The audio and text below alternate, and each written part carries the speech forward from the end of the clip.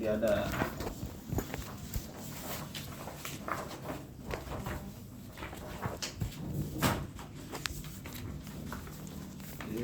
mengucapkan bismillah sebelum mulai pemecahan foto, meriksa identitas pasien. Identitas pasiennya ada ininya, ada nomor ID-nya, tanggal lahirnya, itu identitas yang identitas pasien itu nama, umur, jenis kelamin.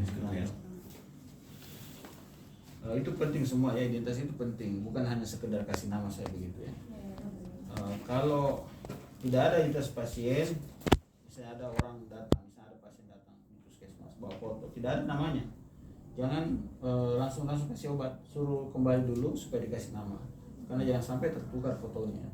Di kemudian hari ternyata fotonya tertukar, kalian yang bermasalah. Orang misalnya orangnya cuma kena bronkitis kah, terus pada foto yang dia bawa itu foto TB paru, kasih minum obat TB yang 4 macam, di kemudian hari ternyata tertukar fotonya, kalian bisa bermasalah. Kalau dia sudah tulis namanya itu kembali, misalnya dia itu kan biasa itu, ini kan komputer ya, tapi ada juga rumah sakit yang aturannya belum ada punya, belum punya punya alat seperti ini, dia masih kamar gelap, dicelup, baru identitasnya dia tulis tangan. Itu yang sering dia lupa tulis. Markernya itu dia hanya tempel. Sebelum difoto itu filmnya dikasih marker yang dari besi, logam toh, kalau dia ditempel di situ. Nah, setelah ditempel dikasih masuk dalam kaset, baru kemudian difoto, sehingga markernya akan kelihatan. Itu masih ada yang begitu ya. Tapi walaupun sudah banyak yang pakai komputer seperti ini, itu yang bisa bermasalah. Bahkan yang pakai komputer pun sering pernah terjadi masalah ya. Dia yang sering terjadi markernya ya, dia lupa, tidak tahu bagaimana prosesnya, dia lupa mana kanan mana kiri, mungkin waktu dia terbalik foto, dia balik kembali, dia lupa kasih kembali, sehingga pada saat dia memakai marker dia lupa, salah. Itu pernah terjadi dengan komputer ya, bahkan dengan komputer sekalipun, apalagi yang masih manual. Nah, itu pentingnya marker, jangan sampai ada kesalahan. Yang kedua, marker itu sangat penting ya, untuk menilai kanan atau kiri. Kalau ini R kanan, jadi ini apa maksudnya kanan? Kanan apa? Apanya yang kanan? Kalau ada R kanan kan right toh? Apanya yang kanan? Hah? Apa ya? Tulang femonya. Sini lihat. Apanya? Ini foto apa namanya gini? Gen. Jadi apa maksudnya R kanan? Apanya yang kanan? Sisi fotonya. Posisi gininya. Maksudnya apa segininya? Kaki kanannya yang Ini kan ada dua ya, kanan dan kiri kan? Ada dua toh? Posisi lateral. Berarti kanan yang ginu kanan ada di sebelah sana ya? Kiri yang di sini. Oke. Tapi dia juga mengandung makna karena dia dua fotonya. Ini karena dua fotonya. Lateral kanan. Artinya bahwa apa?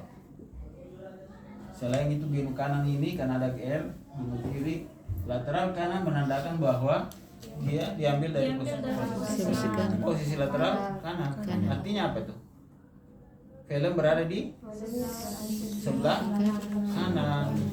Jadi ketika ini genunya tuh kanan, ini tuh ini kiri. Jadi dia begini, ini film, ini genu. Ada sini dari sini. Genu kanan menempel di film, itu lateral kanan namanya. Misalnya ada foto toraks atau foto apa ya, dia minta lateral kanan, berarti ada lesinya di sebelah kanan. Di mana lesi ada di situ kita minta, lesinya ada di kanan kita minta lateral kanan. Misalnya foto kepala, foto kranium, ada benjolan di sebelah kanan, di frontal, misalnya di frontal kanannya benjolan, kita mintanya adalah lateral kanan. Karena di situ lesinya berada. Kalau kita bilang lateral kanan, maka sebelah kanannya itu yang menempel di film, lebih dekat ke film. Ya, bisa dipahami ya? Oke. Pasang, nah marker harus ada. Kenapa marker penting juga? Anggaplah ini kita tutup ya, tutup juga ini. Kita tutup. Anggaplah tidak ada di tulisan-tulisan toh. Ini kalian lihat. Kalau saya balik, anggap itu hilang tulisannya. Bisa sama enggak? Masih sama. Masih sama dong. Jangan kau lihat itu tulisannya ini karena kau bilang kanan. Coba kayak gini. Sama dong. Hah? Sama dong. Sama, susah dibedakan. Tidak ada anunya, tidak ada tulisannya. Kalau tulisannya gampang, karena aku lihat ini tulisan. Coba kalau ditutup ini. Tidak bisa bilang itu. Kalau tulis, kalau foto toraks masih bisa dikoreksi.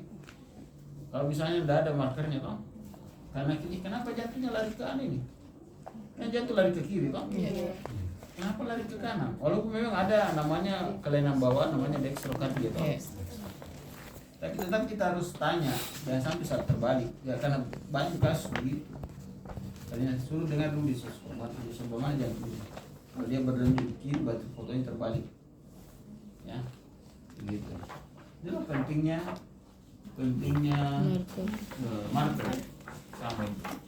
Oh, bayangkan, bayangkan ini, tidak ada usia kita, tidak kulihat ini. Terbalik. Jadi kiri ya. Ini keadaan jadi kiri. Bayangkan kalau kau bilang yang patah ini misalnya kau sudah interpret, oh ini tibia kirinya yang patah, kanannya misalnya patah. Ternyata foto terbalik, orang dioperasi sebelah kiri. Tidak ada balik. Jadi kalau fraktur masih kental, kalau tumor, kalau fraktur kan masih kelihatan jadi dari luar toh, tidak mungkin dioperasi terbalik. Ini kalau tumor bagaimana? Benjolan di dalam. Bilang kanan ternyata ada di kiri, yang dioperasi sebelah kanan ternyata kirinya orang kan, wah itu bahayanya ya. Kalau ada markernya tetap salah, berarti yang salah itu yang pasang, bukan kamu toh. Ini ada konsekuensi hukum. Orang apa namanya, keberatan. Oh, soalnya pasien berada Di depan. light box, ini namanya light box, pasang di sebelah kanan. Kita pasang. Nah, sekarang langkah pertama adalah nomor 6 adalah kita masuk ke A, alignment. Alignment itu kalau ada sendi kita bilang alignment. Jadi menilai tulang dan sendi alignment. Kalau kita mau baca tulangnya saja tanpa misalnya pada foto foto tulang panjang, femur, humerus, sudah ada kelihatan ini atau kelihatan sebagian, tidak terlalu jelas. Ini saja kita mau nilai, kita bilang outline. Kalau alignment maka kita berbicara tentang sendinya juga. Alignment tulang dan sendi genu berubah atau tidak? Berubah kalau dia tidak sesuai lagi dengan posisi anatominya. Ini berubah atau tidak? Tidak. Kenapa kamu berpikir? Kan saya sudah bilang, kalau dia sudah tidak sesuai dengan posisi anatominya, kelurusannya, berarti dia berubah.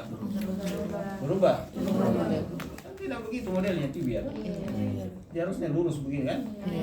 Kalau ada fraktur yang dia cuma garis begini saja, fraktur linear, incomplete, baru dia masih, tentunya kalau incomplete kan frakturnya tidak patah begitu, dia cuma saja incomplete, tidak komplit. Biasa kan tulang, berarti elemennya masih baik walaupun ada fraktur. Kecuali dia sudah bergeser, dia tidak lurus-lurus lagi seperti anatominya. Nah, itu bilang elemennya berubah. Nah itu A. Kalau A kan gampang gitu, gampang dalam hal kita lihat ini sudah tidak sesuai anatomi. Jadi katanya cuma berubah atau tidak, itu saja. Oke. A. Masuk B, kan ABCS kan. B ini gimana? B ini yang baru ini. Bone-nya pada kali adalah fraktur. Nah, kita interpretasi sedikit minimal bagaimana penjelasannya tampak fraktur. Fraktur apa?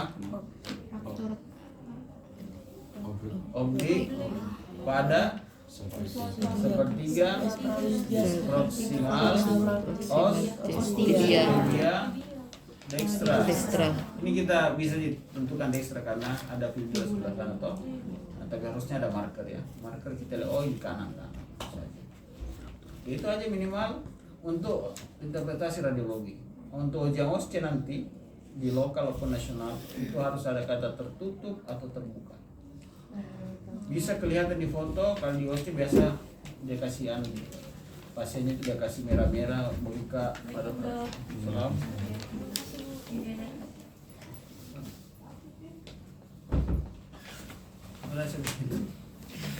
Ya, itu kan OSCE selalu ada ini station nah. OSCE lokal nasional itu sudah saya berapa kali nih menguji di OSCE nasional ini. Nah, B-nya itu. Nah, sekarang B-nya menilai selain itu ada kalus atau tidak. Kalau ada kalus berarti menandakan sudah. Kalau sudah ada kalus. Kalus itu tahu nggak? Begini kan. Yang membentukkan jaringan. Oh, Ikat. jadi Berarti kalau sudah ada terbentuk berarti sudah. Hah? Sudah lama. Kalau di foto itu baru kelihatan pada salah minggu kedua. Padahal sudah terbentuk itu sejak sebelumnya. Cuma di fotonya belum terlihat. Nah, kali ini ada kalus nggak? itu kan yang bisa samping.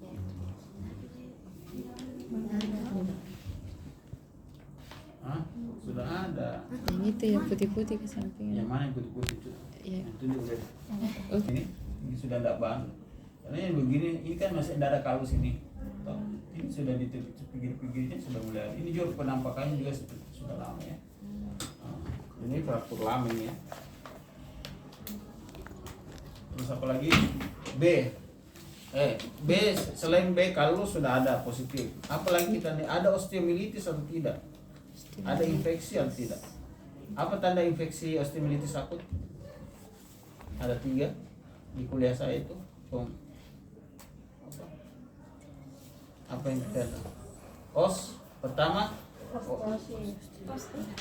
osteo itu penyakit degeneratif. Osteomilitis akut.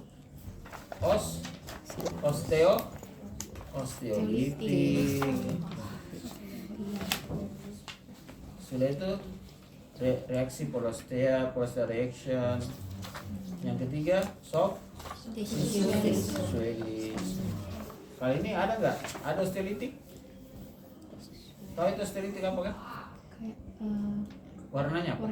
Radiolucent. Radiolucent. Osteolitik menandakan ada radiolucent, ada udara. Udara dihasilkan oleh bakteri ya. Bakterinya ya, gitu. Ada osteolitik. Berarti kalau ada hitam-hitam sini, jadi ada infeksi osteolitis. Karena fraktur yang tidak ditangani itu biasa timbul osteolitis ya. Ataupun kalau ditangani baru penanganan kurang bagus, bisa timbul osteolitis akut. Kronik juga bisa. Terus ya itu B. Nah, masuk C. Nah ini ya kelihatan pelan sendinya. Baik atau tidak? Ada celah sendi. Memang ada celah sendinya kalau tidak. Celah sendinya gimana? Kita menyempit atau tidak? Baik. Tidak. Kalau baik ya udah baik aja. Celah sendi baik. Selesai. Tidak tampak penyempitan, boleh tambah-tambah seperti itu. Tidak tampak dislokasi ya, dislokasi, penyempitan.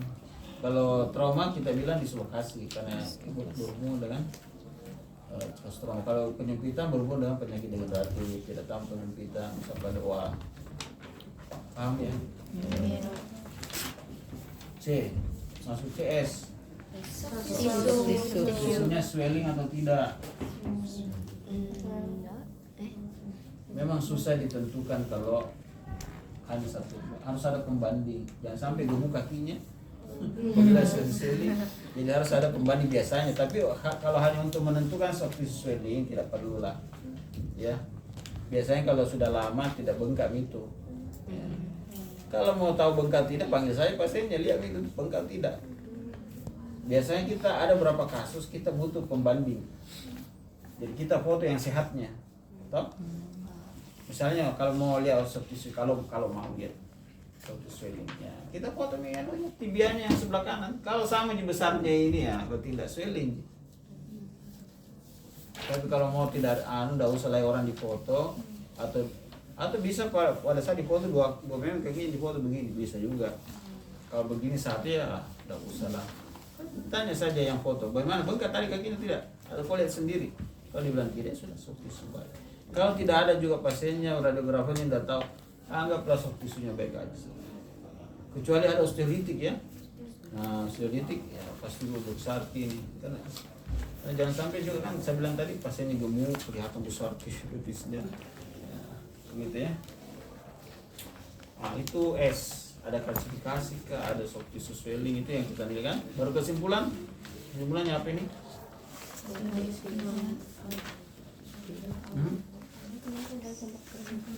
Itu yang pertama.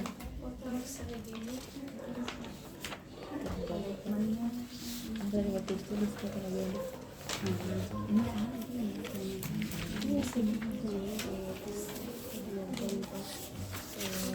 Dari anak dari situ udah